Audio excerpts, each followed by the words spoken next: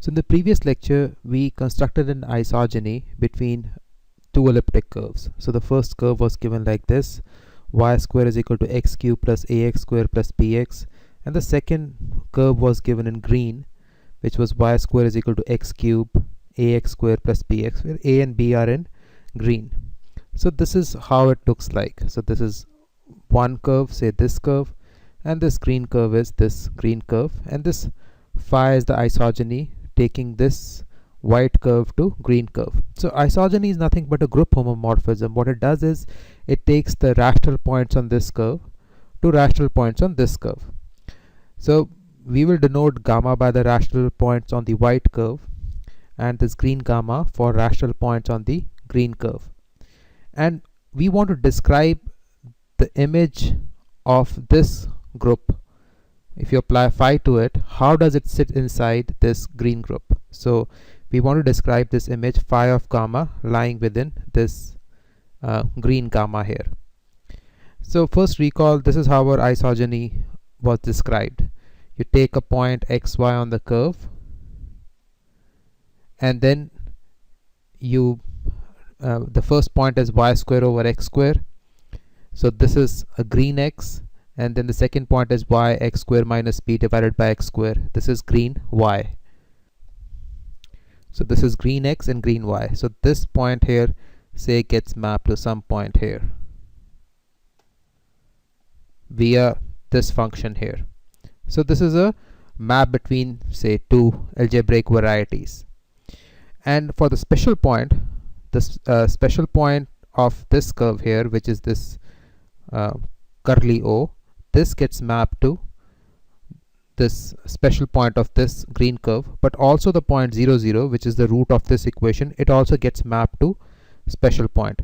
So the kernel of phi consists of precisely 2 points. One is a special point and the second is this point 0, 0. So both these points are the kernel. So we want to describe properties of this phi of gamma, which, so this is a group homomorphism, and this will lie naturally inside gamma. So first thing is that the special point is contained within the image of this group. Second, 0, 0, so 0, 0 lying on this curve is also contained within the image of this group, and this will hold if and only if b is equal to a square minus 4b is a perfect square. So second is this statement will hold if and only if this is a perfect square. And the third statement is that, say, this point xy, this lies in gamma with the first index not 0. So this will lie in the image of this group. So you apply will lie in phi of gamma. So that is, this point will have some pre-image here if and only if this x is a square. So if this x is a square of some rational number, so if it is square of a rational number, then we can always find its pre-images. So the first thing is very easy to see. This is just by definition. You know, the special point here gets mapped to this special point here on the green curve. So by definition this holds. So you apply phi to our special point on this curve, which is this reddish O. So this will get mapped to special point by this definition. So this is done. For the second part, you notice that we are talking about 0, 0 lying in the image of this white gamma. So 0, 0 means that this x has to be 0 and this y has to be 0. So this has to be 0. So x is 0 and y is 0. So 0, 0. So this has to be 0. So y square by x square is 0. And we have to have x not equal to 0. So say if x is 0, then what will happen? If you put x as 0, then you see this the second point y will also be 0. So if you put x here as 0, y will be 0. If you put x here as 0, y will be 0. Now if x is 0 and y is 0, that means we are working with this point t. So if both x is 0 and y is 0, then it means that point t gets mapped to 0 0. So if you start with our initial x0 and y0, that means we are with this point 0 0, then we are saying that this point 0 0 on the white curve, 0 0 on the white curve gets mapped to 0 0 on the green curve. But that is not possible because 0 0 on the white curve is getting mapped to the special point of the green curve. So therefore this t, that is 0 0 of the white curve, gets mapped to the special point of the green curve. So therefore it has to be the case that x cannot be 0, because if x is 0 then y will be 0, and we are stuck with this point 0 0. So we have to have the case that x is not 0. So x is not 0. So if x is not 0, and we are saying that our first coordinate has to be 0 because you're applying phi to it, you need 0 0 to lie in the image of phi. So this has to be 0. So it has to be the case that this y is 0. So you put in this y as 0. So and you have this equation of your elliptic curve. Take x common. This is like this, and we are saying x is not 0. So we have to have the value coming from here. But we are working with rational points, so we have to solve this quadratic to get a non-zero x, because x is not 0. So you solve this quadratic for non-zero x. But we are working with rational points. You see, we are working with rational points. So the root x not equal to 0 will come from quadratic equation this. So x not equal to 0 will come from this equation, and this root will be rational only if the discriminant is a perfect square. Because if the discriminant is not a perfect square, you have to take roots without getting a proper number there, then you will get irrational numbers, and we are working with rationals here. So the discriminant has a perfect square. So the point 0 0 lies in the image of phi, and this 0 0 does not come from this 0 0, because this 0 0 is getting mapped to special point O. So it comes from y is 0 and solution of this equation here, which is solving this equation right here. So we are done with 1 and 2. So 3 will involve extra effort.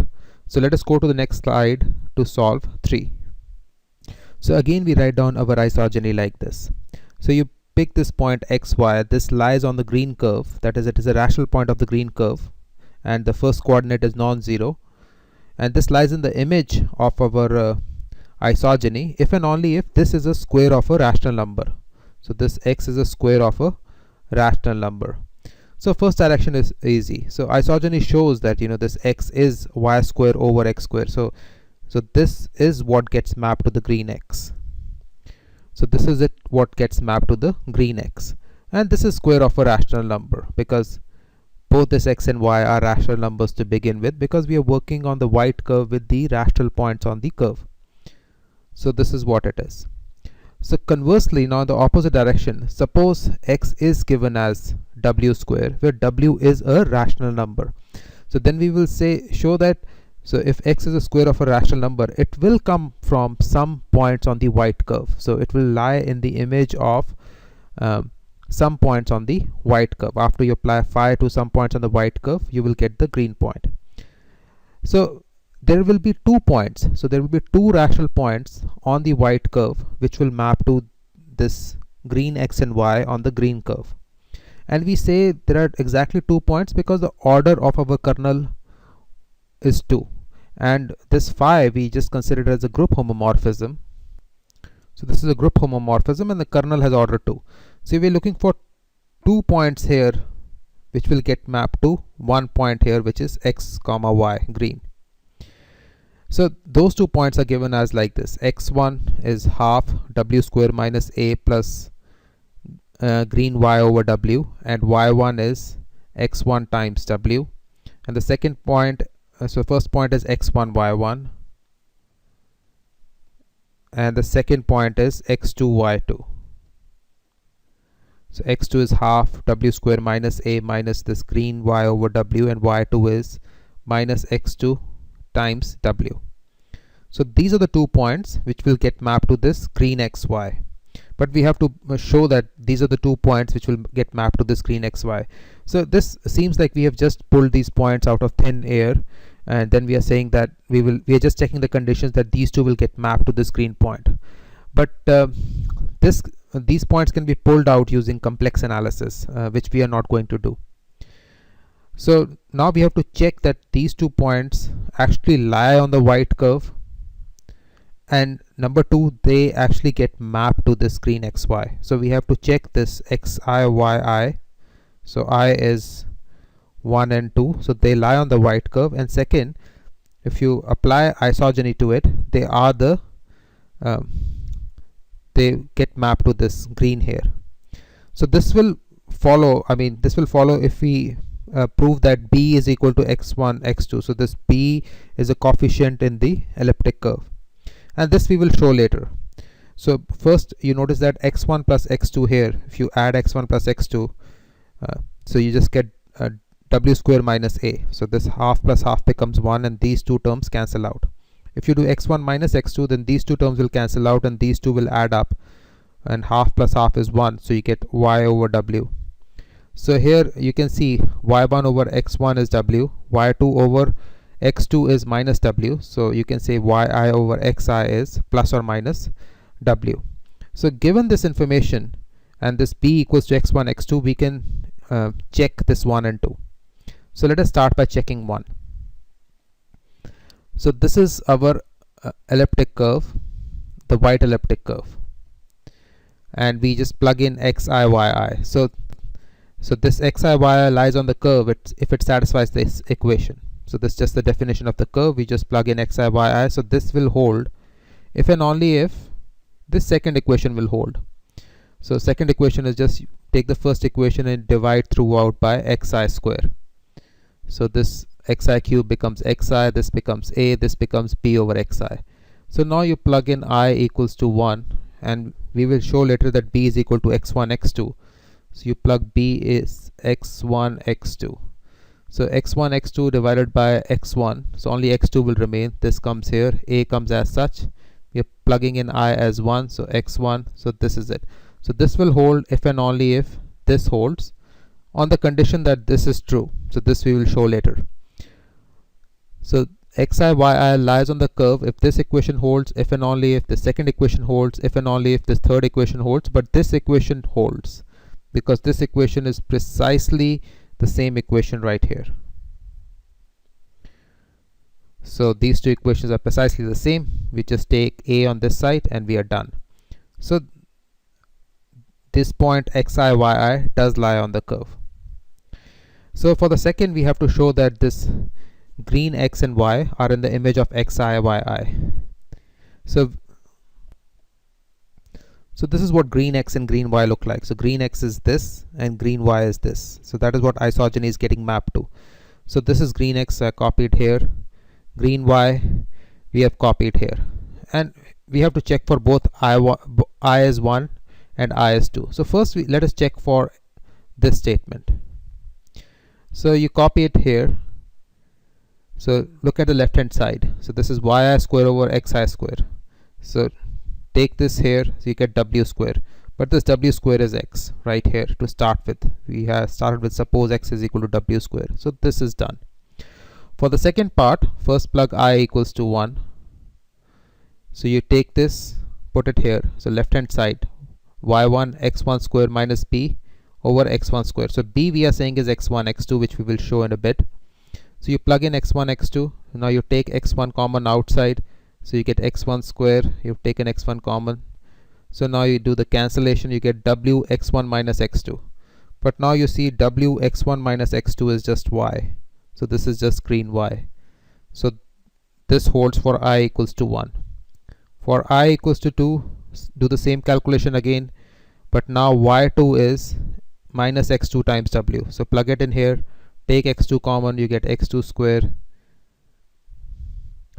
So now you do the cancellation, so w and this minus sign goes inside, so you have x1 minus x2. So again this is precisely w x1 minus x2 is y, so you get it here again. So we have been able to show both at this point this x1 y1 x2 y2 lie on the curve C in this part, and in the second part we have shown that this green xy does lie in the image of phi, and this is what we wanted to show from here. So now the only thing left is we have to show that b is equal to x1 times x2.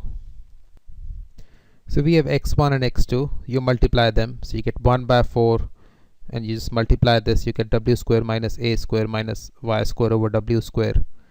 So now this w square is nothing but this green x right here. So we copy this here. Now you expand this thing, you take x in the denominator, you have x cubed minus 2ax square plus a square x minus y square.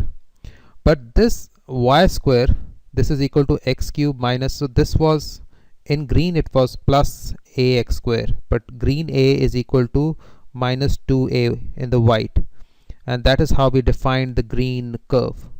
So for the green curve we had the equation as y square is equal to x cube plus ax square plus bx, but we knew that this a is minus 2a and this b is a square minus 4b. So we are just plugging this in here. This entire equation becomes this, and this you plug in here and you do the cancellation. The only thing will be left is b, because all these terms will cancel out. So this x cube will cancel out with this will cancel out with this a square x will cancel out with this. So this y, instead of y square, you're now left with just 4bx. So x cancels out, 4 cancels out, you're just left with b. So b is equal to x1 x2, and therefore all our claims hold.